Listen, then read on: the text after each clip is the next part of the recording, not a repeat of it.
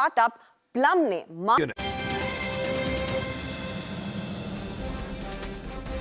Hi good morning. 10 के दमदार trades में आप सबका स्वागत है। सोमवार का दिन एक इंटरेस्टिंग हफ्ते का आगाज हुआ है क्योंकि हम अब तक दुनिया के सेंट्रल बैंक एक्शंस पे रिएक्ट कर रहे थे। अब हमारे सेंट्रल बैंक के एक्शन की तैयारी। एमपीसी परसों शुरू हो जाएगा, फ्राइडे को आउटकम आना है।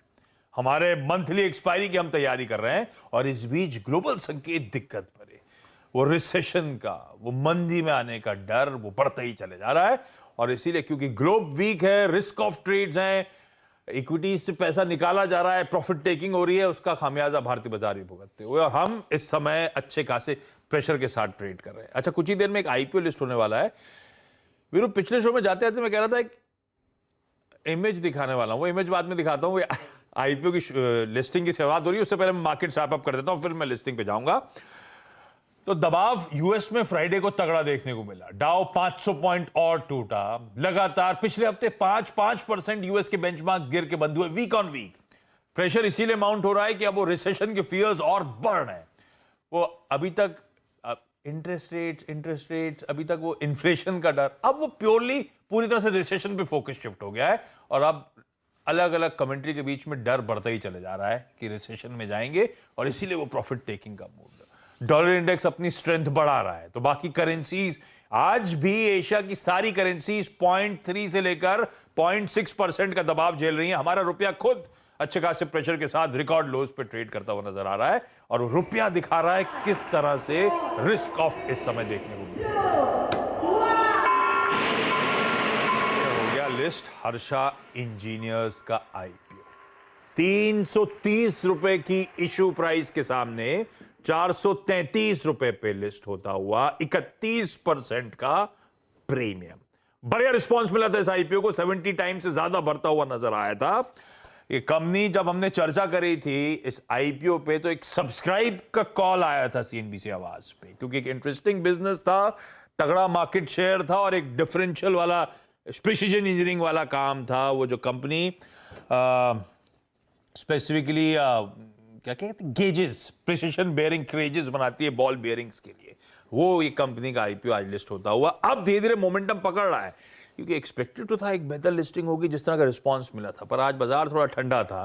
लेकिन अब टिक्स आ रहे हैं, 430 वाला 455 की तरफ बढ़ता हुआ, ऑलमोस्ट 40% के प्रीमियम की तरफ ये स्टॉक बढ़ रहा है। इसी लिस्टिंग पे बात करने के लिए हेम सिक्योरिटीज की आस्था जैन जुड़ती हुई। आस्था, थोड़ा एक्सपेक्टेशन से ठंडी लिस्टिंग, क्योंकि बाजार ठंडा था, ऐसा मानूं क्या? आपकी एक्सपेक्टेशन क्या थी लिस्टिंग को लेकर? डॉक्टर साहब, आस्था हिल नहीं रही है, फ्रीज हो गई है आस्था।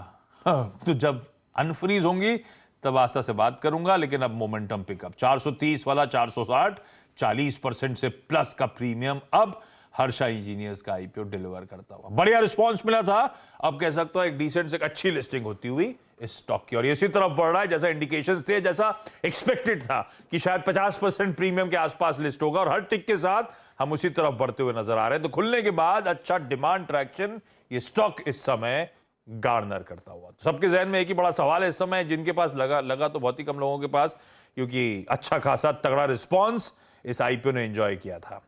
रिटेली 12 टाइम सब्सक्राइब हुआ था, तो बहुत ही कम लोगों को मिला है। तो प्रॉफिट अब बांधना है या नहीं इस समय, और दूसरा सवाल, जिन्होंने मिस आउट करी थी बस, किन लेवल्स पे ये अट्रैक्टिव होगा, क्या ये लॉन्ग टर्म के लिए खरीदना चाहिए या नहीं, ये सवाल है। जब आस्था जुड़ेंगी तो उनसे बातचीत होगी। अभी रोकिए आस्था को, अभी मार्केट्स लेकर आइए, क्योंकि मार्केट्स ज्यादा इंपॉर्टेंट बने हुए हैं। 0.25% का दबाव, 290-300 अंक प्रेशर में। तो जो एसजेएक्स निफ्टी इंडिकेट कर रहा था वीकनेस, वो वीकनेस और खुलने के बाद भी बाजार में बढ़ रही है। और मेरे लिए दिक्कत, सुबह से वो एक इंपॉर्टेंट बैरोमीटर बना हुआ था मार्केट ब्रेथ, एडवांस डिक्लाइन, वो 1:3 के रेशियो डिक्लाइंस के फेवर में शुरू हुए थे और अब 1:14 से ज्यादा डिटोरिएटिंग रेशियो है। एक बढ़ने वाले के सामने 14 स्टॉक्स अब कमजोर हैं। बैंक निफ्टी फ्राइडे के 1000 पॉइंट के दबाव के ऊपर और 900 पॉइंट की कमजोरी के साथ इस समय ट्रेड करता हुआ ये पॉकेट अच्छा खासा प्रेशर अब झेल रही है। एक serious profit taking Nifty bank झेलता, वो पॉकेट जिसने आउट परफॉर्म करके दिया था। एक बार रुपया रख दीजिएगा स्क्रीन पे, क्योंकि एक करेंसी मार्केट्स में प्रेशर था जिसने इक्विटीज की नर्वसनेस की, इक्विटीज की पिटाई की शुरुआत करी। 81.53 80.99 पे फ्राइडे को क्लोज हुए थे हम। 2/3% से ज्यादा का दबाव अपने एशियन पीयर्स में सबसे कमजोर इस समय हम, मतलब आज के सेशन में सबसे कमजोर इस समय हम कामकाज करते हुए। ये करेंसी का पूरा पूरा जिटरीनेस इक्विटीज पिछले हफ्ते के सेकंड हाफ से फील करती हुई नजर आ रही है। आस्था फोन लाइन पे जुड़ी है क्योंकि वो फ्रेम फ्रीज हो रहा था, दिक्कत आ रही थी। आस्था भाई, एक तो थोड़ा सा लिस्टिंग जैसी एक्सपेक्टेड थी वैसी हुई नहीं, पर उस लिस्टिंग होने के बाद से अब ट्रैक्शन पिकअप हो रहा है। मैंने अगर लगाया तो लक्की इंडिविजुअल्स में से हूं जिनको अलॉटमेंट आया। क्या करूं, रखे रहूं या निकाल दूं? गुड मॉर्निंग आशीष।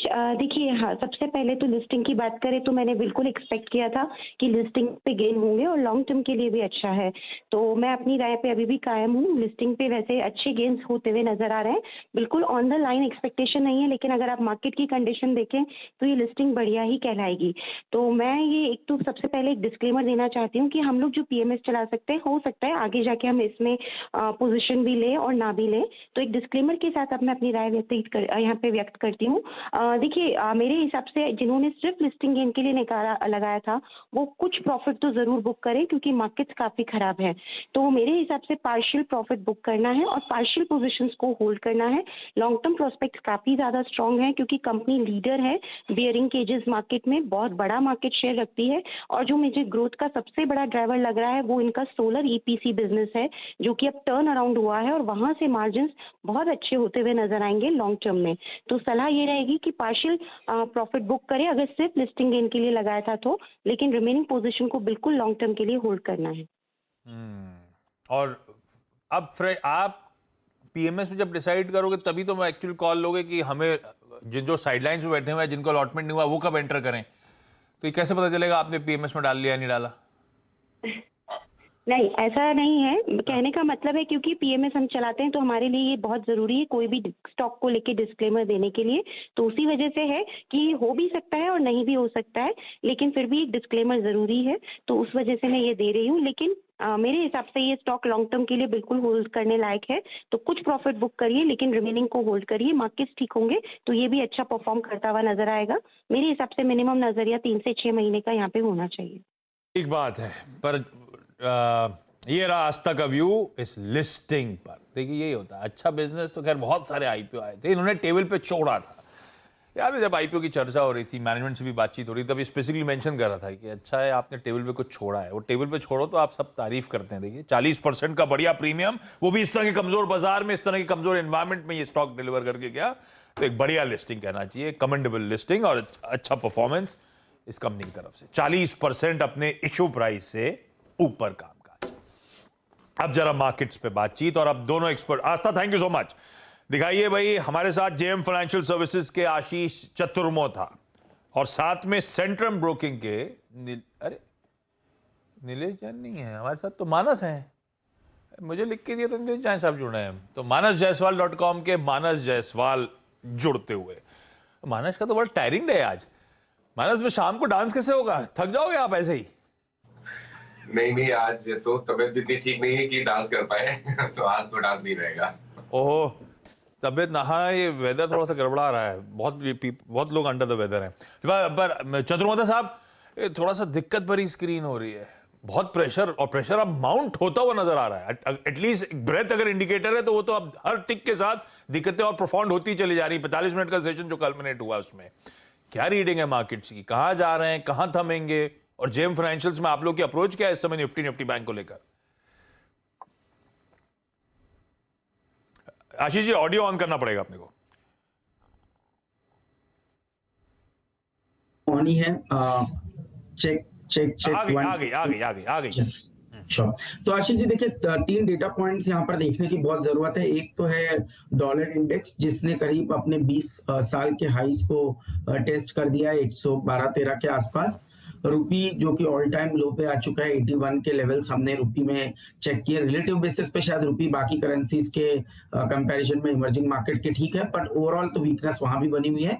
और विक्स जो है, इंडिया विक्स, जिसको हम बहुत क्लोजली मॉनिटर करते हैं, इसने 3 महीने के हाईस को रीटेस्ट कर लिया है, तो ये भी एक रिस्क ऑन का सिग्नल बाजार ने दिया है। इसके साथ ही साथ अगर से मैं देखूं तो 200 डे मूविंग एवरेज 16,990 के आसपास है, यानी यहाँ से 40 पॉइंट नीचे है। बट जिस तरह का एडवांस डिक्लाइन है, जिस तरह का डेटा पॉइंट है, उसको देखते हुए लगता है कि कहीं इस बार 200 डे मूविंग एवरेज ब्रीच हो सकता है, और ये ब्रीच होता है तो शायद आपको डिप में 16,800 तक की जगह भी बाजार के अंदर देखने को नजर आ सकती है। तो थोड़ा सा कॉशियस स्टैंड के साथ हम बाजार में, और हमने हमारे इन्वेस्टर्स को जैसे ही निफ्टी ने 17,500 के लेवल ब्रीच किए, हमने हेजिंग की सलाह दी है और साथ ही साथ कुछ लीवरेज पोजीशन को कम करने की सलाह दी है।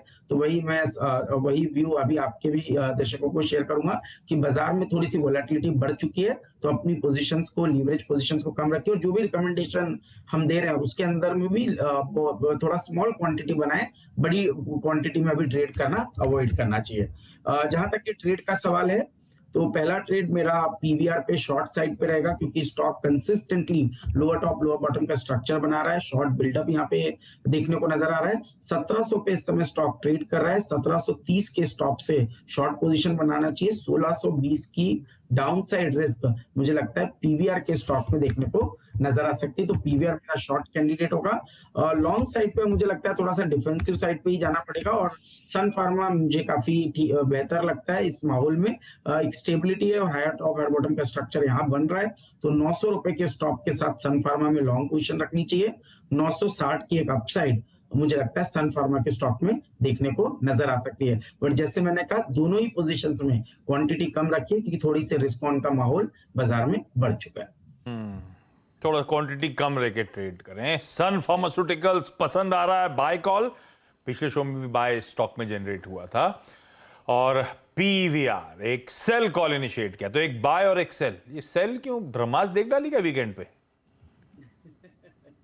नहीं आशीष जी, देखिए बाजार का माहौल देखिए, आप 250 एडवांस है और 1900 डिक्लाइंस है, तो बाजार का ट्रेंड जिस तरह से बात कर रहा है उसको देखते हुए पोजीशन रिकमेंड किया। ठीक बात। मानस साहब, रडार पे क्या? तो देखिए, दो स्टॉक नजर में है। पहला तो जिंदल स्टील पे एक सेल रिकमेंडेशन है। मेटल में वीकनेस लगातार बनी हुई है। मॉर्निंग में मैंने हिंडाल्को की बात की थी, और अब आप ध्यान रखिए, जिंदल स्टील ने अपने जो 100 डे और 200 डे मूविंग एवरेज है उनको ब्रीच कर दिया, उसके नीचे फिसला है। तो मेरा समझना है कि यहाँ पर गिरावट बढ़ सकती है। जो इसके स्टॉप लॉसेस रहेंगे वो 415 के स्टॉप लॉस से आपको यहाँ पर एक सेल कॉल लेना है। 385 तक के टारगेट्स देखने को मिल सकते हैं। और ऑटो क्षेत्र में भी बिकवाली करेंगे। एमएनएम ने कंफर्मेशन दिया है लोअर टॉप लोअर बॉटम्स का 50 डे मूविंग एवरेज के नीचे एमएनएम फिसला है। तो आई थिंक यहाँ पर आपको गिरावट बढ़ती हुई दिखेगी। 1251 के स्टॉप लॉस से बिकवाली करनी है 1190 के टारगेट के लिए। बिल्कुल ठीक। तो 3 sell call, JSPL, MNM, PVR. इकलौता बाय कॉल इस समय का वो सन फार्मास्यूटिकल। रडार पर रखिए 10 के दमदार ये ट्रेड्स। और मार्केट बिग वॉइस की कड़ी में आज एक बड़ा interesting big voice, Ajay Shrivastava साहब डायमेंशन कंसल्टिंग के, आपको आपकी स्क्रीन पे नजर आएंगे। Ajay sir, good morning. Good morning. Thank you सुबह जुड़ने के लिए। सॉरी थोड़ा डिले के साथ आपके पास आ रहा हूँ लिस्टिंग के लिए। कोई अजय सर, ये डर लगा हुआ है, मंदी आने वाली है, मंदी आने वाली है, रिसेशन की सब बात कर रहे हैं, तो वो ठीक है, यूएस में, यूके में, यूरोप में मंदी आएगी, ये हम इतना नर्वस क्यों हो रहे हैं? हम पे क्या इंपैक्ट पड़ेगा इस मंदी का? भाई देखिए, आप भी तो इसी दुनिया में रहते हैं कि नहीं रहते हैं? हम भी इसी दुनिया में रहते हैं। हम जितना मर्जी कह लें कि हमारा देश अलग है, वो सब ठीक है, बट हम भी ग्लोबली लिंक्ड है। और जब फेडरल रिजर्व ने इंटरेस्ट रेट बढ़ाया तो क्लियर हो गया है कि आरबीआई के पास अब कोई चॉइस नहीं है ना। आप भी तनख्वाह वाले हैं, हम भी तनख्वाह वाले थे कभी, लेकिन आपको पता होगा कि जब ईएमआई बढ़ेंगी तो कहीं ना कहीं तो आपको अपना खर्चा कम करना ही पड़ेगा, बिकॉज इनकम तो उतनी नहीं बढ़ेगी आपके साल में। तो जैसे जैसे पूरी इकोनॉमी के अंदर में ईएमआई बढ़ेंगी और बढ़ती जाएंगी, कहीं ना कहीं तो आप खर्चा कम करेंगे, चाहे आप पिक्चर जाना कम कर दें, हॉलिडे कम कर देंगे, या सस्ती चीज लेना शुरू कर देंगे, तो कंजम्पशन पे इम्पैक्ट तो आएगा। वो अलग बात है कि इक्विटी मार्केट कभी कभी अपने यूफोरिया में चलती रहती है, वो ठीक है, but the fact is consumption तो कम होके रहेगी, और कंजम्पशन ही प्रॉब्लम है हिंदुस्तान की। तो हम भी साथ में दुनिया के, मार्केट करेक्ट हुई थी, 2 दिन हमने रखा रहा संभाल के मार्केट को, अब वापस वही ग्लोबल के साथ में आ गए हैं, और बड़ा क्लैरिटी आ गई है कि आरबीआई की जो पॉलिसी थी आज की तारीख में दुनिया में इंटरेस्ट रेट में, वो पीछे चल रही है, उसको अब उनको वापस लाना ही पड़ेगा उस पर राह पे। तो 50 बेसिस पॉइंट इंक्रीज अब पक्का ही हो गया है, निश्चित ही हो गया है। उससे कम में तो फिर मार्केट और नीचे जाएगी, और रुपये का तो आपने देखा ही है 81.5 हो गया अब। ये दिक्कत है। हम तनख्वाह वालों की बात कर रहे थे अजय सर, फिर लगा इनको फिर बोला नहीं हम भी एक जमाने में थे, लेकिन अब तनख्वाह वालों की लगी हुई है, इसमें कोई दिक्कत नहीं है। सच कह रहे हो आप अजय। ये पिछले हफ्ते से फिर ये जो प्रेशर हिंदुस्तान पे अतिरिक्त माउंट हो गया, ये डीकपलिंग सब एक सीरियस रिकपलिंग की शुरुआत हो गई है ना। हम कैचअप कर रहे हैं जो हमने बिना बात का आउट परफॉर्मेंस बहुत ज्यादा दिखा दिया था अजय सर। और मार्केट्स पे फिर इस समय व्यू क्या, अब जो बचा हुआ साल है, अज्यूम करके चलूं, मान के चलूं, वोलेटिलिटी अब बहुत बढ़ने वाली है इस बार बाजारों में? देखिए इसमें पहली बार ऐसा लगता है कि वॉलेटिलिटी नहीं है। ये हम लोगों ने जब यूएस मार्केट क्रैक हुई थी फेडरल रिजर्व के बाद में, तो इंडियन मार्केट 2 दिन लगातार स्थिर रही थी। और वो एक होता है इक्विटी मार्केट में, कभी कभी इमोशंस भी आते हैं इसके अंदर में, तो मार्केट ने कहा कि हम तो अलग रहेंगे, तो वो नहीं होगा। बट हमने अभी भी सब बार बार कह रहे हैं कि ये मौका जो अब आ रहा है हमारे पास में, निवेशक का पहली बार मौका आ रहा है कि फिक्स्ड इनकम में अपने आप को कुछ पैसा डालने की कोशिश करिए। बिकॉज अब जो इंटरेस्ट रेट है शायद बढ़ के आपको थोड़ा सा बढ़िया रिटर्न देंगे। बिकॉज आज तक पिछले 8-10 साल में आरबीआई ने एक पॉलिसी रखी है कि सेवर्स अगर आप हैं तो आपने नुकसान उठाया है, आपका इन्फ्लेशन रेट से नीचे सेविंग रेट रखा है, बैंकों ने पैसा कमाया और आपका नुकसान हुआ और इकोनॉमी में कंजम्पशन कम हुई। शायद अब लगता है कि इंटरेस्ट रेट बढ़ा के वो सिचुएशन आ जाए कि पॉजिटिव इंटरेस्ट रेट हो जाए और उसके बाद में आपको लगे कि वेल्थ इंपैक्ट आएगा, कंजम्पशन बढ़ेगी और इकोनॉमी वापस स्थिर पे आ जाएगी। तो जब तक ये आज की तारीख में आपको पैसा रखना चाहिए, फिक्स्ड इनकम के अच्छे अपॉर्चुनिटीज आएंगे, इंटरेस्ट रेट बढ़ रही है, उसको आपको लॉक इन करना है आपको। और आपने देखा ही है कि पूरे साल में इक्विटी रिटर्न अब नेगेटिव पे पहुंच चुकी है। तो ऐसा मत समझिए कि फिक्स इनकम का 9, 12, 13% इंटरेस्ट रेट को आप, कई लोग कहते हैं यार इतना कम में क्या होगा। इक्विटी मार्केट में भी 13-14% साल भर साल कमाना आसान नहीं आता, कई निवेशक ने देखा होगा। तो मेरे हिसाब से ये मौका है, अगर आप इक्विटी में इन्वेस्टेड हैं काफी समय, तो अपने आप को fix income option lock in करिए जो आपको अगले 3 से 5 साल में अच्छी रिटर्न दे सकती है। ये रीजिक करने का समय हो सकता है। अच्छा, ये इक्विटीज से बॉन्ड्स में क्या दुनिया भर में ऐसा फ्लो, क्योंकि कई लोग कह रहे थे इक्विटीज अब ओवर वैल्यूड नजर आती है, बॉन्ड्स की अट्रैक्टिवनेस बढ़ रही है, ये जो पैसा जो सकआउट हो रहा है दरअसल अब बॉन्ड्स में जाना शुरू हो गया, चैनलाइज हो रहा है। ऐसा रीजिक ग्लोबली भी हो रहा है और हमें भी रियलाइन कर लेना चाहिए अपने थॉट प्रोसेस को। इन्वेस्टर्स को खासकर करना चाहिए, बिकॉज आज की तारीख में बड़ी क्लैरिटी है कि इंटरेस्ट रेट जो भी हो जाएंगे अगले 1 से 1.5 साल में पीक होने वाले हैं। उसके बाद में फिर एक साइकिल शुरू होगा शायद, जो इंटरेस्ट रेट धीरे धीरे करके नीचे आएंगे। और हम लोग काफी फोकस करते हैं इंटरेस्ट रेट के ऊपर सिर्फ, बट एक जो सबसे बड़ी चीज डेवलपमेंट हो रही है वो हो रही है जो फेड की बैलेंस शीट श्रिंक हो रही है। वो आज की तारीख में $90 बिलियन की सिक्योरिटी को बेच रहे हैं या मेच्योरिटी हो जाने दे रहे हैं। उसका मतलब है लिक्विडिटी कम होती जा रही है सिस्टम में, तो जो भी बोरोवर्स हैं उनको अब ज्यादा इंटरेस्ट देना पड़ेगा इस बोरोविंग करने के लिए। तो एक इंटरेस्ट रेट को देखें, प्लस जो फेड की बैलेंस शीट देखें, और वही आरबीआई की भी हालत वही है बिल्कुल कि अब आरबीआई को चारा बचा ही नहीं। अब हालत ये आ चुकी है कि ऑप्शन नहीं बचे इंडियन आरबीआई के पास में। आप जो मर्जी कहने को कह लीजिए, पर ऑप्शन नहीं आपके पास में, आपको फेड को फॉलो करना ही पड़ेगा। आपको अकोमोडेटिव पॉलिसी हटा के जो हटाई थी लास्ट टाइम, वो मेंटेन हटा के रखनी पड़ेगी आपको। और इसलिए मैं कह रहा हूं कि अब जो मौका आ रहा है अगले 6 से 8 महीने में, वो इंटरेस्ट रेट लॉक इन करने का मौका आ रहा है। बिकॉज आपने 3 साल पहले देखा होगा, जिन लोगों ने अच्छे इंटरेस्ट रेट पर लॉक इन किया था उनको अच्छा कैपिटल गेन मिला था म्यूचुअल फंड के अंदर में, डेट म्यूचुअल फंड में। आज की तारीख में अब वही वापस साइकिल एक शुरू हो रहा है। तो उसके लिए इसीलिए हम बोल रहे थे कि फिक्स इनकम एलोकेशन को जरा ज्यादा महत्व दीजिए, क्योंकि पिछले 3 साल में फिक्स इनकम ने नहीं रिटर्न दी, तो कई लोगों का मन उठ चुका है। बट इकोनॉमी कह रही है कि फिक्स इनकम रिटर्न शायद अगले 3 साल में इक्विटी रिटर्न से भी अच्छा रिटर्न देंगी।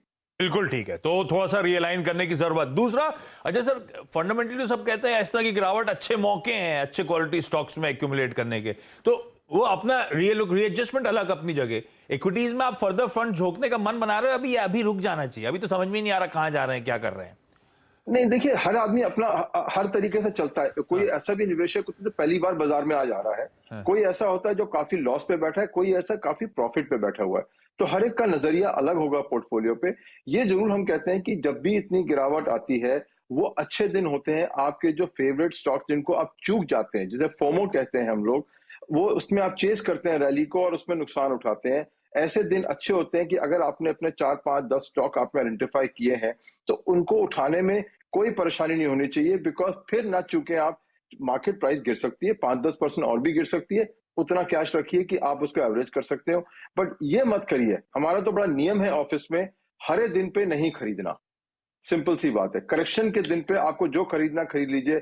जब ग्रीन डेज होते हैं या 3-4 ग्रीन डेज लगातार होते हैं तो बिल्कुल भी बाइंग नहीं करनी है, चाहे कस्टमर्स को अपने लिए एडवाइजरी के लिए कोई भी नहीं करनी, बिकॉज ये मार्केट अपॉर्चुनिटी देती है। और हम अभी कहते हैं आपके फेवरेट स्टॉक करेक्शन हुआ है, उसको आपको एंट्री डालनी है। अब आप डाल सकते हैं एंट्री, उसमें सारा मत डालिए तो कम से कम 20% डाल दीजिए, बट चूकिए मत, बिकॉज ऐसे मौके आएंगे और उनका फायदा आपको उठाना है और डरना नहीं है। ऐसे दिन में अगर आपके फेवरेट स्टॉक की करेक्शन हो चुकी है तो अब किस बात का डरना। आपको कोई साथी नहीं चाहिए, हरा टिकर नहीं चाहिए खरीदने के लिए, आपको अपना चेकबुक ही चाहिए खरीदने के लिए।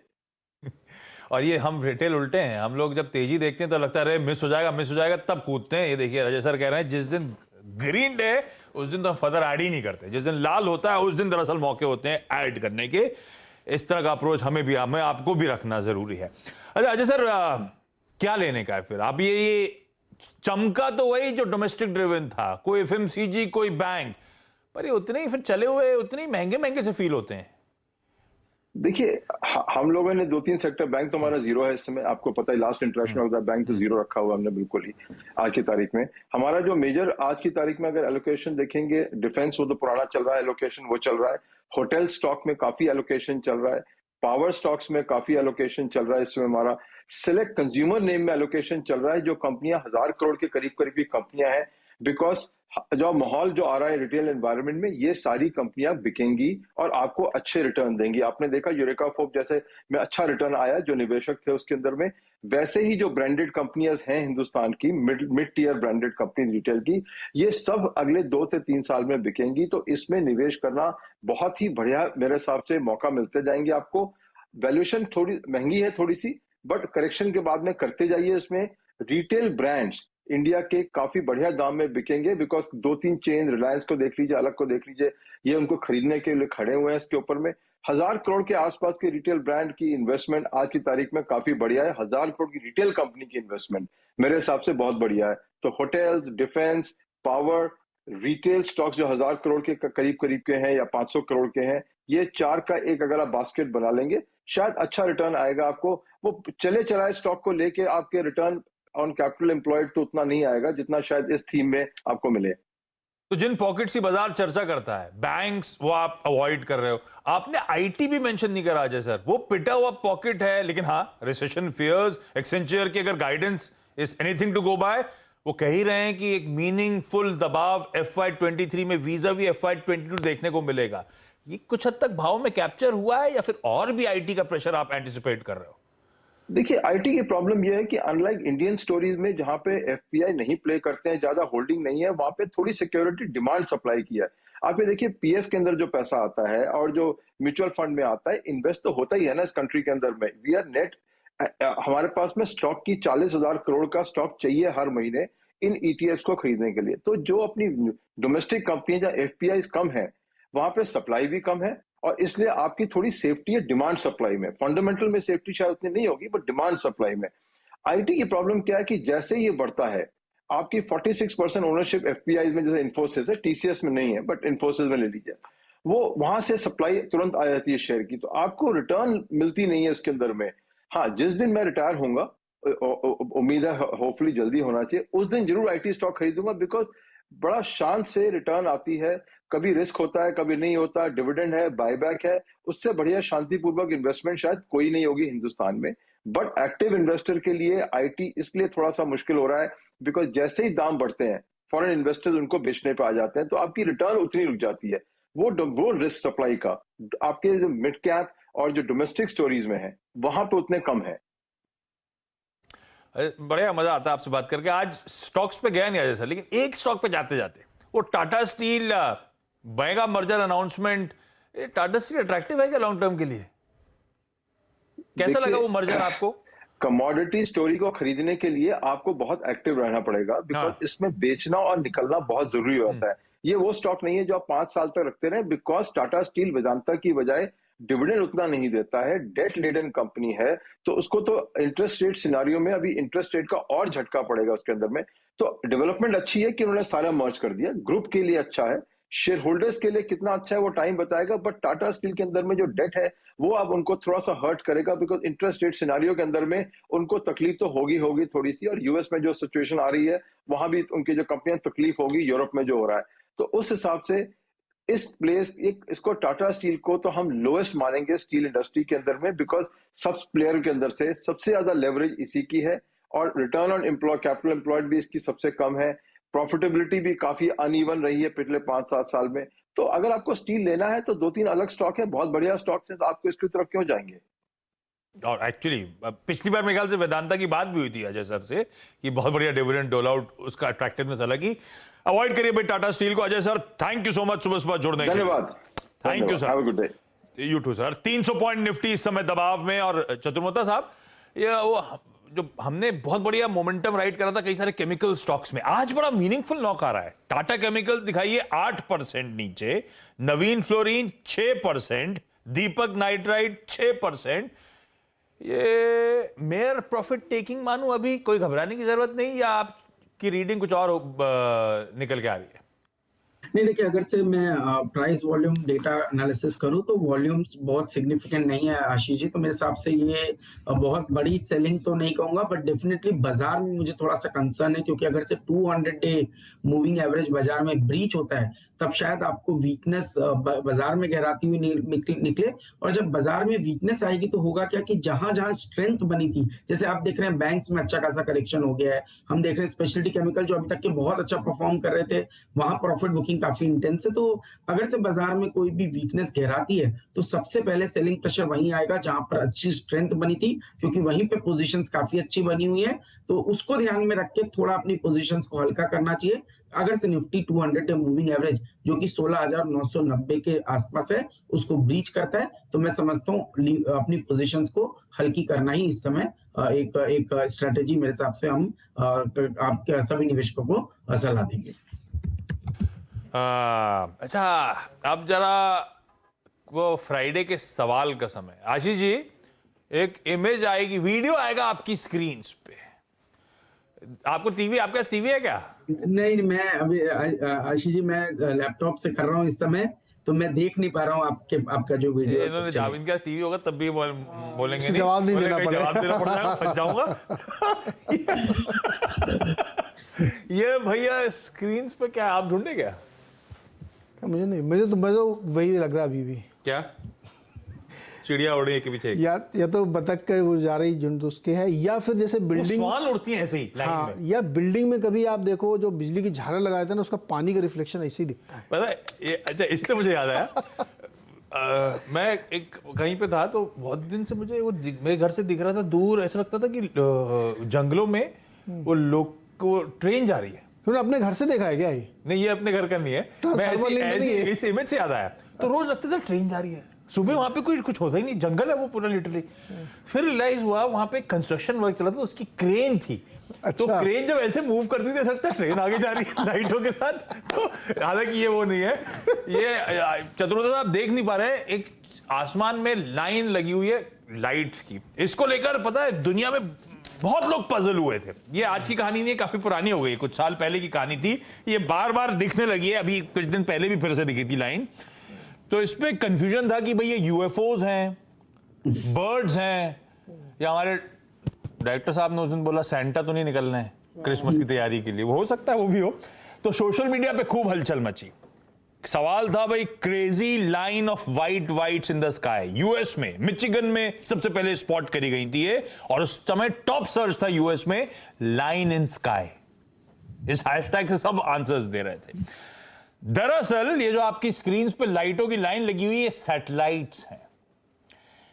ये इलॉन मस्क साहब की जो 45,000 सैटेलाइट्स की तैयारी हो रही है, जो high speed internet through out the world provide करने वाले हैं, तो वो 2019 में उन्होंने उस 45,000 की कड़ी में पहली 60 सैटेलाइट्स एक साथ छोड़ी थी।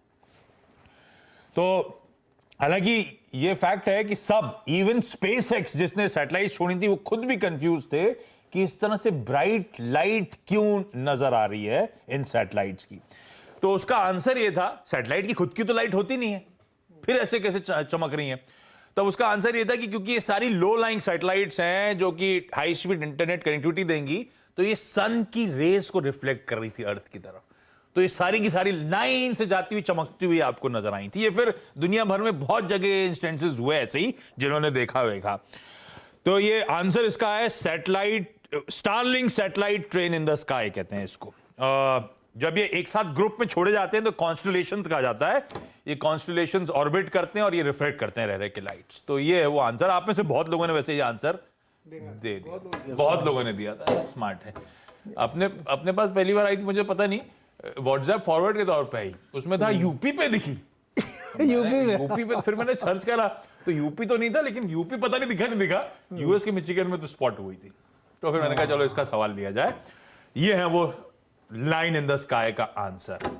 अच्छा, आज का सवाल क्विकली देख देता हूं। आप पढ़ेंगे क्या सवाल? ये हमारे प्रोड्यूसर साहब लेकर दिखाइए स्क्रीन पे जरा सवाल। स्क्रीन पे प्रोड्यूसर साहब कुछ सवाल है। व्हाट इज मांगडिंग? इसकी शुरुआत कैसे हुई थी? मांगडिंग, मांगडिंग इंग्लिश में MANK नहीं, ऐसा बोल दूंगा तो सब सर्च कर लेंगे। मांगडिंग क्या होता है? मांगडिंग और इसकी शुरुआत कैसे हुई थी? आशीष जी, मांगडिंग सुना है क्या कभी? नहीं आशीष जी, मैंने तो नहीं सुना। बहुत है चर्चा में, ऐसा प्रोड्यूसर साहब कान में बोलना शुरू करेंगे, उनका सवाल है, जज्बाती हो गए मैं सवाल को लेकर। खैर, इसका आंसर कल लेकर आएंगे, हम लोग ढूंढ के आए। तो प्रोड्यूसर साहब रेडी रहिएगा, यहाँ पे बुलाया जाएगा आपको। तो प्रोड्यूसर साहब ही जवाब देंगे अगर हम लोग फंस गए। अच्छा, ट्विटर पे किसी हो सकता दे भी दिया आपको। हाँ, वैसे मेरे को ज्यादा दिक्कत है नहीं, मैं जानता हूँ अगले आधे घंटे में आंसर बढ़िया तरीके से डिटेल के साथ अपने पास होगा। तो कल इस सवाल का जवाब हम आपको देंगे। Ashish ji, thank you so much जुड़ने के लिए। कोशिश अगली बार कह रहे थे, आशीष जी कह रहे थे कान में कि अगला सवाल वो लेकर आएंगे कोई बढ़िया सा। आशीष जी लेके आएंगे? हाँ, ऐसा बोले, बहुत डेडली सा सवाल लेके आऊंगा, मैं पढ़ के आऊंगा। Did you know? मेहनत करके आऊंगा। ठीक है धीरज जी, ओवर टू यू। तो हम लोग मांगडिंग का कल आपको जवाब भी ढूंढेंगे, बताएंगे क्या है। और इस बीच हमारा मार्केट जो है निफ्टी 315 पॉइंट नीचे है। एडवांस डिक्लाइन गजब का है वर्मा जी, 1:16। भाई साहब, थोड़ी देर में देखेंगे तो हर टिक के साथ और डिटोरिएट ही होता चले जा रहा है।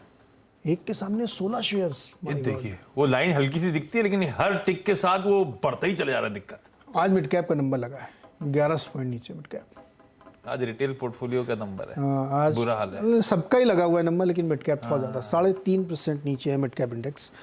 तो अक्रॉस द बोर्ड सेलिंग। और स्टॉक्स देखिए आप, इंडिविजुअल 8% वायदा की, मैं बाकी तो जा ही नहीं रहा हूँ। 8% 7% कितने स्टॉक नजर आएंगे 6 से 8% के बीच में। M&M फाइनेंशियल 9% नीचे है। अरे बुरा हाल है। रुपी 81.5। चलो फिर इसी माहौल में क्या करना चाहिए, इस पे अपने शो की शुरुआत करते हैं और आज के मेहमान से आपके सवालों के जवाब दिलाने की कोशिश करते हैं। सबसे पहले सुर्खियां इस वक्त की।